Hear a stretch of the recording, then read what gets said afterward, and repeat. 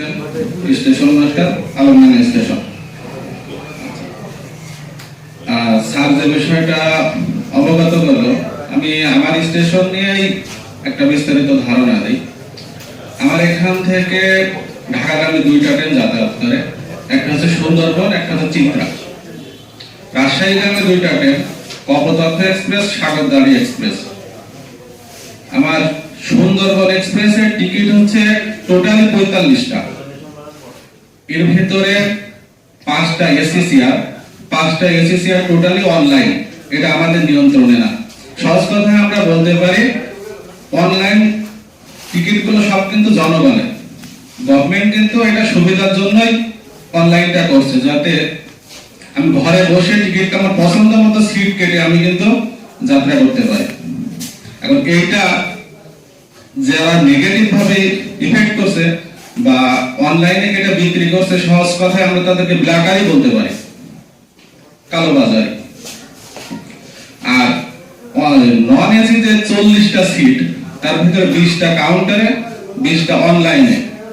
এই 20টার উপরে আমার কোনো নিয়ন্ত্রণ নাই। আর যেটা আমার কাউন্টারে 20টা, এটারে শুধু আমার নিয়ন্ত্রণ। আর এই 20টা টিকিট বিক্রি হওয়ার পরে আমার কিন্তু আর কোনো টিকিট নাই। আমি সুন্দরবনের এক্সাম্পলটা দিচ্ছি। আর আরেকটা বিষয়, মনে করেন আমার কাউন্টারে 10টা টিকিট বিক্রি হয়েছে, 10টা টিকিট অলরেডি কাউন্টারে আছে। রাত 12টার পরে ওটা আবার অনলাইন হয়ে যাবে। যে কোনো স্টেশন এই টিকিটটা কিন্তু কেটে নিতে পারবে। অনলাইন মানে উন্মুক্ত। যেখান থেকে আমরা এখান থেকে খুলনা টিকিট কাটছি, আমরা এখান থেকে এখানে বসে চিটাগাং থেকে ঢাকা টিকিট কাটছি। আমার একটা চিন্তা, আমি কক্সবাজার যাব। আমি কিন্তু ঘরে বসে আলমডাঙ্গা থেকে ঢাকা, ঢাকা থেকে চিটাগাং, চিটাগাং থেকে ঢাকা, ঢাকা থেকে আলমডাঙ্গা টিকিট কিন্তু আমি ঘরে বসে পাচ্ছি। এখন একটা কথা আসছে যে আলমডাঙ্গার টিকিট কালোবাজারে হচ্ছে। আমরাও জানি যে এটা কালোবাজারে হচ্ছে। এখন কালোবাজারের উপরে কিন্তু আমাদের আসলে কোনো নিয়ন্ত্রণ নাই, টিকিট কিন্তু আমরা দিচ্ছি না। আর আরেকটা বিষয়, আমার সামনে যদি কেউ দাঁড়াই থাকে, আমার এখানে বুকিং সহকারী যাকে টিকিট মাস্টার বলে, তাকে কিন্তু সে টিকিট দিতে বাধ্য।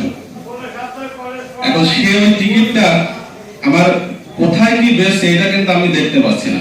আবার অনলাইনে যে টিকিটগুলো, সেই টিকিটগুলো কিন্তু তারা নিজেরা নিজেদের মতো বের করছে, বের করে এভাবে বেশি দামে কিন্তু বিক্রি করছে। এটা কিন্তু টোটালি আমাদের নিয়ন্ত্রণের বাইরে। আর চিত্রা টিকিটের কথাটা বলে, চিত্রা টিকিট আমার টোটাল 35টা, 5টা এসি টোটালি অনলাইন, যা আমার কোনো নিয়ন্ত্রণ নেই। আমি যদি নিজেও একটা এসি টিকিট আমার নিজের জন্য কাটি, তাও কিন্তু আমার অনলাইন থেকে কাটতে হচ্ছে, আমার কাউন্টার থেকে কিন্তু আমি পাচ্ছি না। আর 30টা টিকিট, 15টা অনলাইন, 15টা কাউন্টার, আমার নিয়ন্ত্রণ 15টা টিকিট। এই 15টা টিকিট কিন্তু জনগণের সবার। আর যারা টিকিট কালোবাজারি করতেছে, তারা শুধু আলমডাঙ্গা টিকিটই কাটছে না, আলমডাঙ্গা, পুরাদা, ভেড়ামারা, চুয়াডাঙ্গা, যশোর, খুলনা, যেখান থেকে খুশি সে পছন্দ মতো টিকিট কাটতে পারছে।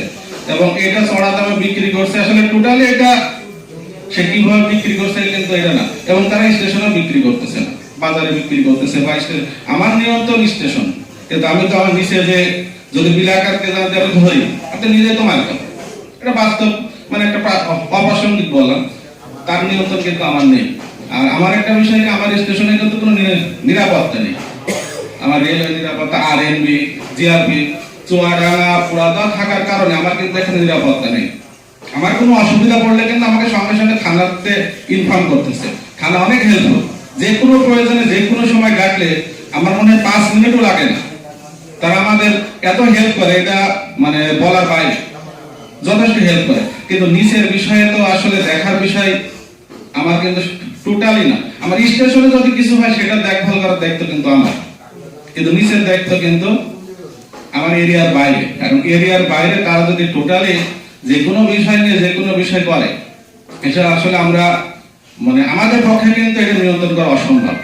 এটা উপজেলার ভিতরে উপজেলা প্রশাসনকে নিয়ন্ত্রণ করতে হবে, আমার টোটালি বাইরে এটা। এখন আপনার দুটো জিনিস আমাকে ক্লিয়ার করেন। একটা হচ্ছে কাউন্টারে যে টিকিটটা থাকে, এটা রাত 12টার পরে অনলাইন হয়ে যাবে সবার জন্য অনলাইন। সবার জন্য। 12টা বলতে কোন 12টা? আমার রাত 12টা টোটালি আমার নিয়ন্ত্রণ 8টা থেকে রাত 12টা। আপনার থেকে রাত 12টা। 12টার পর আপনি আর কাটতে পারবেন না। আমি কাটতে পারবো, আমি ইচ্ছা করলে আমি ওপেন হয়ে যাবে সবার জন্য। সবার জন্য ওপেন আর হবে। 20টা যে আপনার অনলাইনে থাকে সেই 20টাতে আপনি যাওয়ার সুযোগ নেই। আমার নিয়ন্ত্রণের সুযোগ নেই। ওইটা হ্যাঁ ফেরত আসবে কাউন্টারে একদিন আগে, যখন অনলাইনে কেউ বিক্রি মানে ফেরত কেউ কাটবে না, অনলাইন করে থাকবে, তখন অনলাইন কাউন্টার টোটালি এক হয়ে যাবে। আপনি তখন মোবাইল দিয়ে কাউন্টারে টিকিটও কাটতে পারবেন একদিন আগে। আচ্ছা ঠিক আছে। আপনার কয়দিন আগে আপনার এই টিকিটগুলো দেন? 5 দিন আগে। 5 দিন। এই 5 দিনের আগে আপনার রাত 12টার পরে সব অনলাইন হয়ে যায়। 5 দিন পর না, 5 দিন সকাল জাস্ট 8টায়, যেমন আজকে আজকে হচ্ছে 13 তারিখ, আজকে 17 তারিখে টিকিট বের হবে, কালকে বের হবে 18 তারিখ। 8টার 1 মিনিট আগেও 18 তারিখের টিকিট সার্ভারে ওপেন হবে না, জাস্ট 8টায় ওপেন হবে। আমার আজকে 17 তারিখে টিকিট পাচ্ছি, আমি রাত 12টার পরে কি অনলাইনে পাবো আপনার গুলাই? না, আমার অনলাইনে পাবেন না। না বলছি আপনার যে 20টা টিকিট আপনার জন্য বুক করা আছে 17 তারিখে যেটা, ঠিক আছে 5 দিন আগে যেটা, সেটাকে আজকে রাত্রে 12টার পরে আমি অনলাইনে পেয়ে যাবো? অনলাইন এটা হচ্ছে কাউন্টার অনলাইন হবে, মোবাইল অনলাইন হবে না। কাউন্টার অনলাইন আমার টিকিট 12টার পরে 5টা মনে করেন পড়ে আছে, 5টা অবিকৃত, সেই টিকিটটা চুয়াডাঙ্গা স্টেশন বা ভেড়ামারা স্টেশন বা সকল স্টেশনে বের করতে পারবে। আমার স্টেশনের টিকিটটা বের করে দিতে পারবে। আপনি তো সবসময় পারবেন না এখান থেকে, মানে আপনার যে 20টা থাকবে এটা আপনি সবসময় পারবেন। আমার নিয়ন্ত্রণ 8টা থেকে রাত 12টা পর্যন্ত।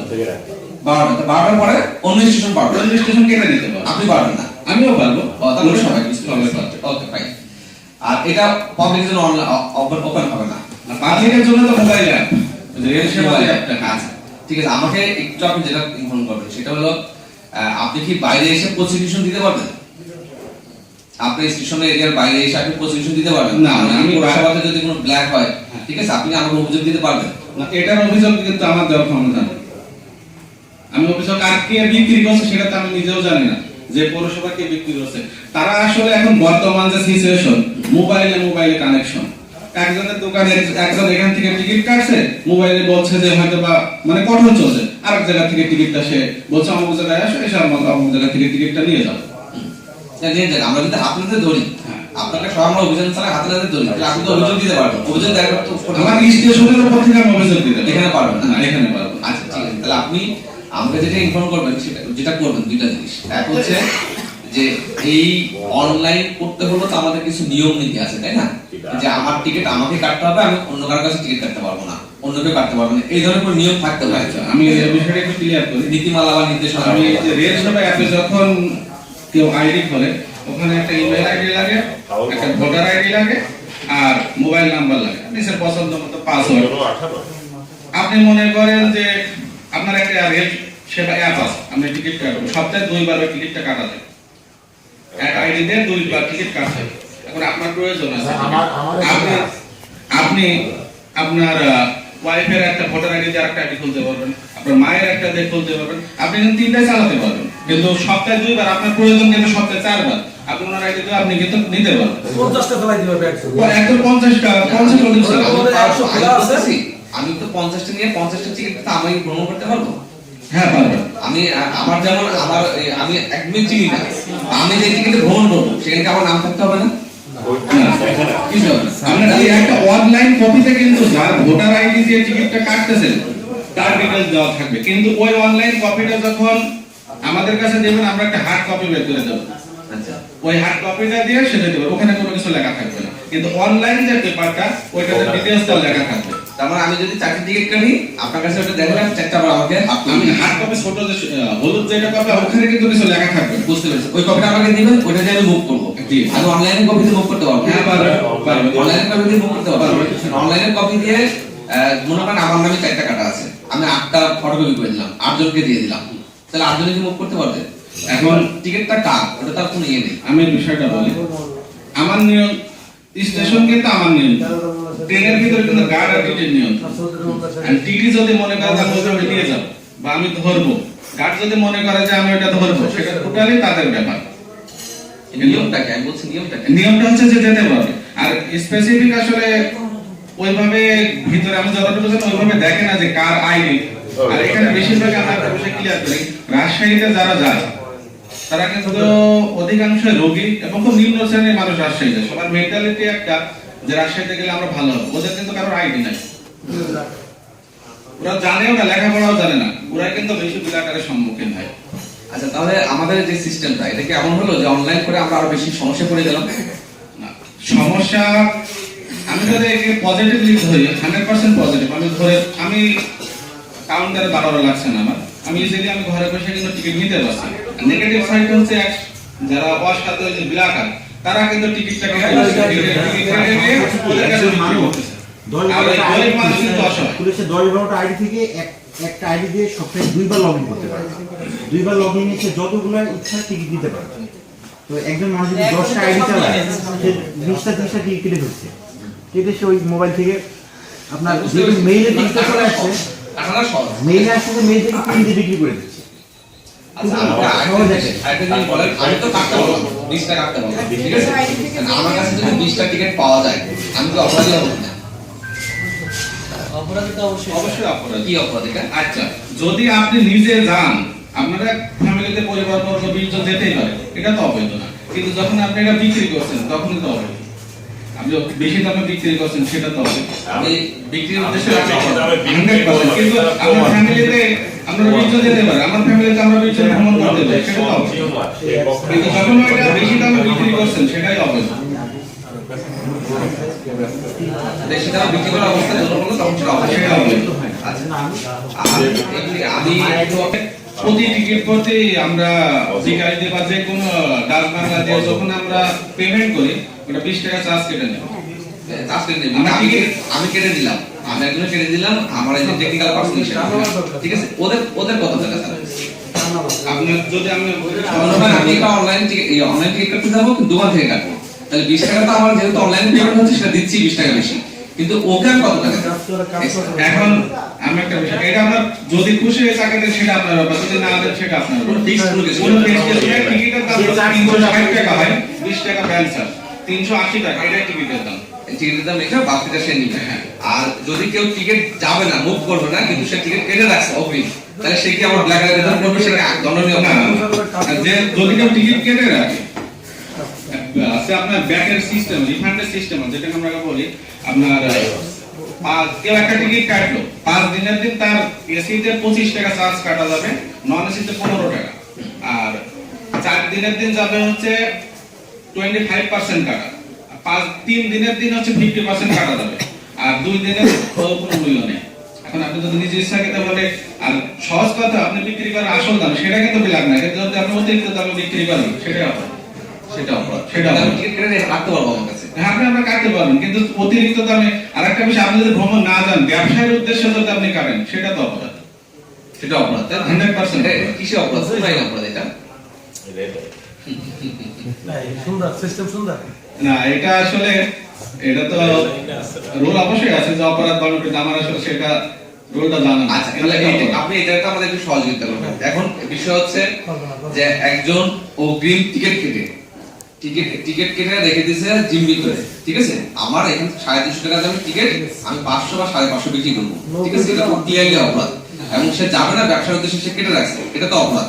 এই অপরাধটা কোন আইনে আছে এটা দিয়ে আপনি একটু সহযোগিতা করবেন, কারণ আমি ওই গিয়ে তাকে প্র্যাকটিক্যালি পাবো, যেহেতু ব্যবসা এখানে চলতেছে, আমি গিয়ে তাকে প্র্যাকটিক্যালি ধরতে পারবো, ঠিক আছে? ধরলে আমরা কোন আইনে কিভাবে তাকে শাস্তি দিতে পারি, ঠিক আছে? এইখানে আপনার ফাংশন আছে কিনা?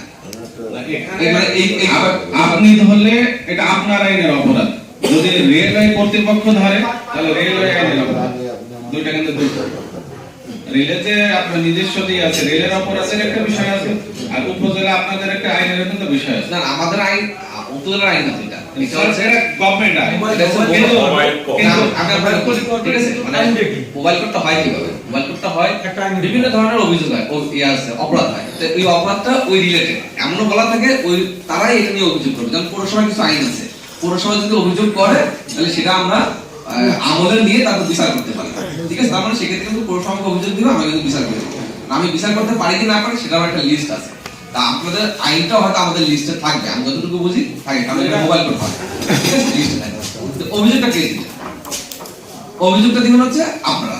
না, নিজের অভিযোগটা আমরা নিজের ব্ল্যাক ধরেন, আপনার সাথে পুলিশ থাকবে না, পুলিশ অভিযোগ। আর পুলিশ মোটামুটি ছাড়ে যান। আমার কিছু দিন না কিছু জানার জন্য না, এটা এই অভিযোগটা আমাদের দেওয়া কি না, একটা না।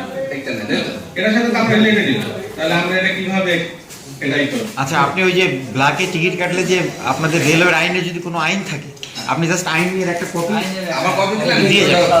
আমি বললেই বুঝতে পারবো যে আপনার জাস্ট কাছে ওই আইনের কপিটা দিয়ে যাবেন একটু, যদি মোটামুটি আপনারা কাজ করেন, আপনাদের দ্বিতীয় সাহেব আছে না, হ্যাঁ, উনি তো দ্বিতীয় ম্যাজিস্ট্রেট হিসাবে মাঝে মাঝে কমার্শিয়ালের দায়িত্ব হচ্ছে ডিসিও, ডিভিশনাল কমার্শিয়াল অফিসার। দ্বিতীয় হচ্ছে পরিবহন, ডিসিও হচ্ছে কমার্শিয়াল। ডিসিও সাহেবের কথা বললেন যে স্যার আমাদের ওদের নির্বাহী সাহেব চলেছে, আপনি আমাদেরকে একটা ইয়ে দেন। অথবা আপনি আইনটা দিন আমাকে দিলে আমি নিজে একটু পড়াশোনা করবো। আপনি দেখবেন আপনার কাছে আমাদের যেটা চাহিদা, প্রথমত আপনি বলবেন যে আপনি যেহেতু এখানে কাজ করেন, তাই তো? যে আমাদের স্টেশনে কি স্টেশন মাস্টারই তো কে? আপনার এখানে যত সহায় সম্পত্তি সব কি আপনার নিয়ন্ত্রণে থাকে নাকি আমার ওই ঈশ্বরদী না না, এখন দেখভাল বিষয় এবং নিয়ন্ত্রণটা টোটালি যে অন ডিউটি স্টেশন মাস্টার থেকে তার। তার ডিউটি, আচ্ছা সবকিছু তার সাথে কমিউনিকেশন। তাহলে আপনি এখানে যে আমাদের ব্ল্যাক হয়, ঠিক আছে, ব্ল্যাক করতে আমি বুঝি যে 20 টাকা চার্জ, 300 টাকা, 350 টাকাটা 370 টাকা নিবে, ওকে ফাইন, 400 টাকা মতন নিবে, যেহেতু সে টিকিট কেটে দিচ্ছে, আমি এটাকেও পর্যন্ত অ্যালাউ করি, ঠিক আছে। কিন্তু 350 টাকার টিকিট 370 টাকা তার খরচ হচ্ছে, সেটাই আমার 500 550 করে দিচ্ছে, 600 টাকা করে নিচ্ছে অনেক সময়। মানে ব্ল্যাক মানে কি? ব্ল্যাক মানে কম হয়ে গেলে আর বেশি দাম বেড়ে যায়। এইটা যখন জিবি হয়ে যাবে আমি সেটার বিপক্ষে। এইটা কি এখানে হয় কিনা? এটা আমরা যতদূর যাত্রীদের কাছ থেকে শুনছি এটা হয়, এটা হয়। আচ্ছা, তাহলে এটা হইলে শুধু আলোর টাকা নেই, এটা আপনার সব জায়গাতেই কম বেশি হয়। আচ্ছা, এটা যদি হয় এটা আমরা এখান থেকে ইয়ে করার চেষ্টা করবো, ঠিক আছে। আমরা প্রয়োজনে সহযোগিতা চাইবো। এটা করতে হলে আপনাকে যেটা করতে হবে, যেহেতু আপনার যারা টিকিট বিক্রি করে তারা এই বিষয়ে টেকনিক্যাল পার্সন, ঠিক আছে। কারণ মাঝখানে ব্রোকার মানে হচ্ছে তারা টেকনিক্যাল পার্সন, টেকনিক্যালি তারা সাউন্ড থাকে, বুঝে যে কোথায় নক করতে হবে, তারা যাতে সংযুক্ত না থাকে। না আমার এটা এনশিওর করবেন আপনি। না, আমার যে টিকিট মানে বুকিং সহকারী আছে, তার দায়িত্ব এইগুলো, তার কোনো রিলেশন বা এইগুলো কোনো রিলেশন তাদের সাথে নাই। এবং আমার স্টেশনের উপর কিন্তু এটা টোটালি কিন্তু সেটা তো অবভিয়াসলি ব্যক্তিগতভাবে সে করতে পারে। না, আমার জানা হচ্ছে আছে। এটা আপনি টেনশন করেন, ঠিক আছে, যে ক্লিয়ার করেন। কারণ আমরা এটা একটু গুরুত্ব সহকারে নিচ্ছি এবং আমরা যদি কোনো নেটওয়ার্ক থাকে আপনি এটা গুরুত্ব সহকারে নিলে আমাদের সুবিধা এবং যারা অসহায় যাত্রী তাদের জন্য সুবিধা। স্যার এটা স্টেশনের নিচে একটা সিন্ডিকেট আছে দীর্ঘদিনে। একটু স্যার আপনি গোপনে আমাদের অধিকার যদি একটু গোপনে তদন্ত করেন, ওখানে একদিনে দুদিনের ভিতরে সব পেয়ে যাবে। কারা এটা? ওপেন করবো, সমস্যা নেই। স্যার আমি কিছু বলতে পারি স্যার? বলেন, আপনি তাহলে বলেন, আমরা পরিচয় দিয়ে বলেন। বর্তমানে বিলিয়া সেশন বুকিং সরকারি আলমনগর। স্যার আমি একজনকে কিন্তু 4টা টিকিট দিতে বাধ্য স্যার। যেমন একজন আমাকে সরকার থেকে ইয়ে করে দিচ্ছে, একজন সর্বোচ্চ 4টা টিকিট পাবে। আমি কিন্তু তাকে চিনে রাখিনি যে এই টিকিটটা সে নিজে বিক্রি করবে কি সে নিজে যাবে স্যার। এরকমও হয় যে অনেকেই বলে যে কাউন্টার থেকে টিকিট কাউন্টারের বাজারে নিচে পাওয়া যায়। এখন স্যার হার্ড কপি মানে অনলাইন যে প্রিন্ট কপিটা আমার কাছে নিয়ে যায়, আমি কিন্তু একটা প্রিন্ট করে দিতে বাধ্য। সেই টিকিটটা নিয়ে এসেও হলুদ টিকিট দেখলেই স্যার সময় মনে করে কাউন্টার টিকিট, কোনটা অনলাইন টিকিট কোনটা কাউন্টার টিকিট কেউ কিন্তু জানে না স্যার। আর আমরা সবচেয়ে আমি বেশি বিভ্রান্তি করি এইভাবে যে আমার অগ্রিম টিকিটগুলো বেশিরভাগই আমার ভাগে পড়ে, আমার দিতে হয়। এখন আমি তো সবগুলোকে চিনে রাখি, আমার ওখানে সিসিটিভি ক্যামেরাও নেই যে আমি তাকে বারবার দিতে রাখবো। এরকম হয় যে কাকা যেটা বললো নিচে একটা সিন্ডিকেট আছে, অনেকে আনকমন আমার দোকানে কেউ প্যাসেঞ্জার আসছে তাকে হয়তো দাঁড় করিয়ে দিয়েছে, তাকে তো আমি চিনি না, আমি তো তাকে তো টিকিট দিতে বাধ্য স্যার। এই যে একটা আমার ওসি স্যারকে বলবো, স্যার আপনারা যদি একটা তদন্ত ইয়ে গঠন করেন সেদিক থেকে আমার জন্য সুবিধা। আমি চাই আমার যদি আমার এখন থেকে স্থানে আমি চাই আমার জনগণ ভালো থাকে, জনগণ টিকিটটা পাক। আজকে টিকিট কাটতে যে এখন পরীক্ষা দিতে যাবে, সে নেবে 3টা টিকিট, আর যে পরীক্ষা দিতে সে একটা টিকিট নেবে। বলছে ভাই আমার একটা টিকিট দেন, সে বলছে ভাই আমি দিব না, সেও কিন্তু তার রুটিন নিয়ে যাবে। মানে এরকম ই করে আমি বললাম ভাই আপনি 2টা নেন, ওকে একটা দেন, যদি পরীক্ষা আছে চাকরি ওকে একটা দেন। একটু রাগও করলো ভাই এবার মিল করে দেওয়ার গিয়ে। এখন স্যার সে যদি সেই টিকিটটা নিয়ে গেল, সেই টিকিটটা অরিজিনালি সে গেল কিনা সেটা তো আমি বলতে পারবো না স্যার, এটা আমাদের সমস্যা হয়। ব্ল্যাক আউট করা অনেক কঠিন, আপনাদের ধরলে এবং জিজ্ঞাসাবাদের মাধ্যমে সেটা জানা যাবে। আমরা এটা চেষ্টা করবো আপনাদের সহযোগিতা। কয়েকদিন অভিযান করলে স্যার ভালো হবে সরকার। ঠিক আছে, এটা আমরা ব্যবস্থা নিব। আর ওই হিসাব যদি একটু বানা করার মতো করে একটু বস্তু নিয়ে দিনে কালা করে, ঠিক আছে? আমি একটু অ্যাড করবো স্যার, একটু অ্যাড করবো। এই যে অনেকগুলো কম্পিউটার দোকানের সামনে যেমন লেখা থাকে যে এখানে রেলওয়ের টিকিট পাওয়া যায়, এটা কিন্তু একটা ভালো সোর্স। ওইটা আছে যে আপনার online online ticket. Online ticket আমার কথা হচ্ছে কিন্তু ওই যে জিম্মি যাতে না করে হলে আমার 350 টাকার টিকিট 370 টাকা খরচ হয়, সেটা যদি 400 টাকা এরকম দিয়ে ওকে ফাইন। মানে অনলাইনে কিনতে গেলে হয় কি স্যার, ওখানে চার্জ লাগে। চার্জ দিতে ধরেন আপনার এত টাকা দাম, আপনি ওই দোকানে যখন কিনবেন অনলাইনে, ওদের ওখানে মনে হয় 20 টাকা না 30 টাকা চার্জ লাগে। আর এখানে কাউন্টার থেকে কিনলে পরে ওই টাকাটা লাগে। লাগে ওটা ব্যাংক রেট লাগবে 30 বা 50 টাকা পর্যন্ত ওটা বেশি লাগবে, ওটা ইয়ে না, অসম্ভব কিছু না। কিন্তু ওই যে 350 টাকার টিকিট 500 550 এটা তো না হয়, এটা আমরা চেষ্টা করব। ঠিক আছে, আমরা ধন্যবাদ জানাচ্ছি আমাদের এই সমাজ হিসেবে আসতে। আর কোন বিষয় আছে কিনা আলোচনার আমাদের আইন শৃঙ্খলা রিলেটেড? এগুলো যাতে না হয় এই জন্য পুলিশের টহল একটু বাড়ানো সাময়িকভাবে। আর চেয়ারম্যানরা যারা নির্বাচিত হয়নি, এখনো তো শপথ পর্যন্ত আছে, আর এত চেয়ার খালি, চেয়ারম্যানকে একবারই শেষ হয়ে গেল, আরো তো ভোট হবে, ভোটে তো ফেল হার জিত আছে। এখন আর কোনো নির্বাচন মনে হচ্ছে যে এদের আর কোনো দায়িত্ব নেই। কেউ হয়তো 500 ভোটে ফেল করেছে, কেউ 200 ভোটে ফেল করেছে, কেউ 1000 ভোটে ফেল করেছে, ভোট তো তাদেরও আছে। সবাই তো চেয়ারম্যান হবে না, একজন হবে। তার মিটিং এ আসছে না কোনো কাজের, আর সহযোগিতার সাথে অসমাপ্ত কাজগুলো যাই আছে সেগুলো সমাপ্ত করবেন। আইন শৃঙ্খলা তারাও রাখবে, যারা নতুন আসছে তারাও ঠিক রাখবে, সহায়তা পারবে তো। প্রশাসনকে তো সহায়তা না করলে প্রশাসন তো একা পারবে না। দেশটা তো আমাদের সবাই, সবাই সহযোগিতায় যাতে একটা সুন্দর চলে। আর এই যে মানে কি বলবো, বিয়ে এই যে বউ বাদ দেওয়া, এ তো খুব বেশি। কালকে যেমন আজ কয়েকদিন ধরে দেখছে একটা মেয়ে আসে হাই স্কুলে, প্রাইমারি স্কুলের মাস্টার শিক্ষক, আর তার স্বামী আছে হাই স্কুলের বিএসসি টিচার, দৌলতপুর ইউনিয়নের মধ্যে। আর স্বামী মেয়ের বাড়ি আমাদের থানার মধ্যে। তো বলছে যে আমার 2টো বাচ্চা আছে, আমি তো তালাক নিতে চাই না, আমার তালাক নোটিশ পাঠিয়েছে। আমি তো তালাক নিতে চাই না, কারণ আমার 2টো বাচ্চা আছে। মেয়েটা দেখতে শুনতেও ভালো, 8 বছরের বাড়ি। তো এই যে একটা মর্মান্তিক দৃশ্য, বলছে আমার এই 2টো বাচ্চা নেই, আমি আর কোথায় যাবো। আমার স্বামীর সঙ্গে আমি, আপনি একটু বলেন ওই চেয়ারম্যানকে বলে, আপনি ওই উপজেলা চেয়ারম্যানকে বলে আমার একটা মীমাংসাটা যাতে আমি সংসার করতে পারি, কারণ আমার এই 2টো বাচ্চা নিয়ে আমি এখন কোথায় যাবো।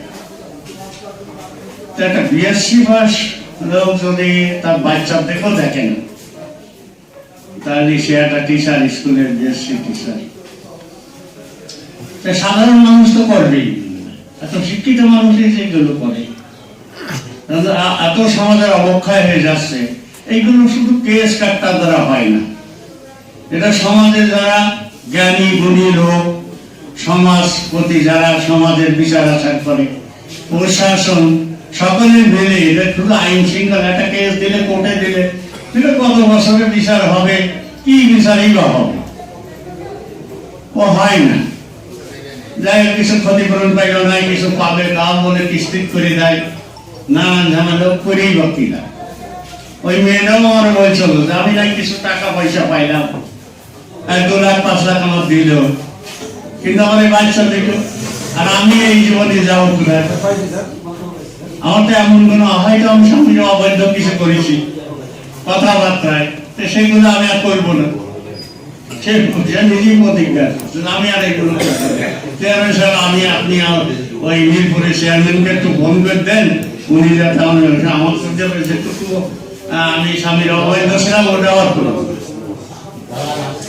এই যে সামাজিক ভাবে এগুলো ঠিক করা, সবাই এদিকে একটু খেয়াল দেওয়া, সমাজের মানুষকে এদিকে একটু খেয়াল দিয়ে চেয়ারম্যান মেম্বার, সমাজের মন্ডল মাতব্বর, সমাজের জ্ঞানী গুণী শিক্ষিত প্রশাসন সব দিকে মিল করে এটা কমিয়ে আনার দরকার। জেলা শিক্ষকরা একাডেমির সহযোগিতায় ও জেলা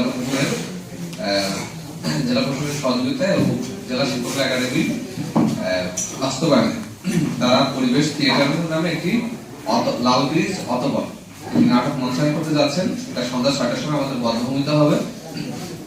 তো আপনারা সবাই সেখানে আমন্ত্রিত। মোটামুটি এখানে ভিতরে স্টেজ থাকবে, বাইরে থেকে আমাদের দেখা যাবে।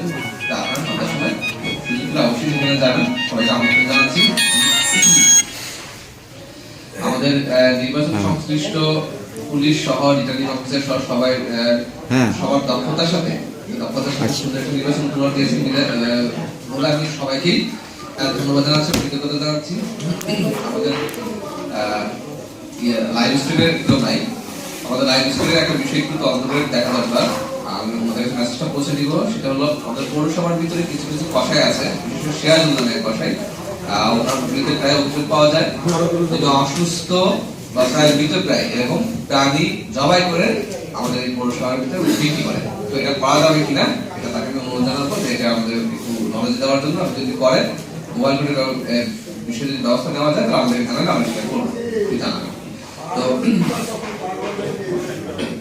তো বললেন আজিব, সরি আজিব, কষার নাম হচ্ছে আজিব, সরি। তো আমাদের আলোচনা আজকে যে আলোচনাটা হলো সেই আলোচনা